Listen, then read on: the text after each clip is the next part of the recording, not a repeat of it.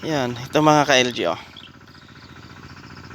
Kapatubigan natin at 84 days itong ating sibuyas. Yan, oh.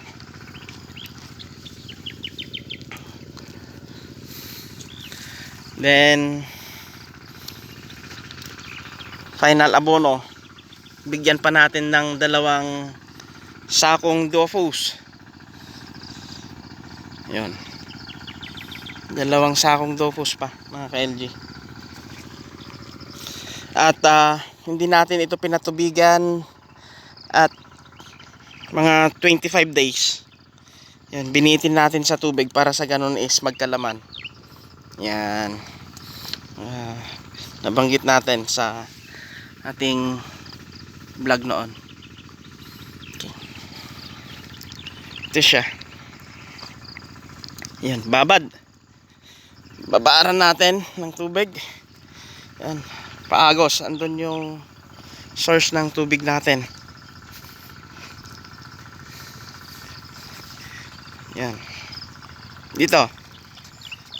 Okay, so from here agos siya doon.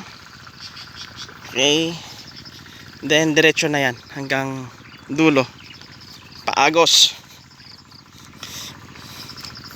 babad na yan hanggang matapos sa dulo. Start ulit dito,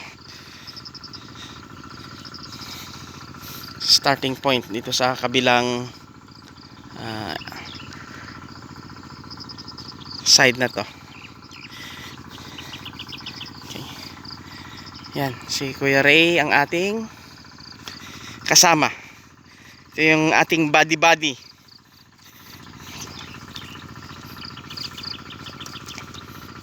Abot kaya sa presyo to, Kuya Ray? Abot. Ano yung panawagan mo sa gobyerno? Huwag nang mag-import ka mo. Oo. Wag lang mag-import para ang mga planting natin dito ay medyo maganda ang presyo. Ayun, makabawi ano. Hopefully mga ka-LG, makabawi tayo ngayon. Bawi tayo ngayon. Okay.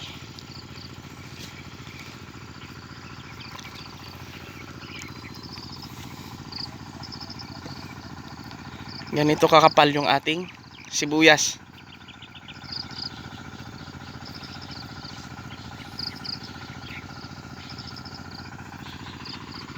Yan.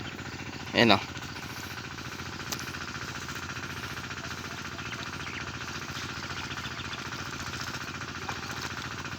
Yan. Paagos na yan. So mariretain yung tubig dyan habang umaagos dito sa kabilang kahon. Ganun lang kasimple magpatubig. Okay.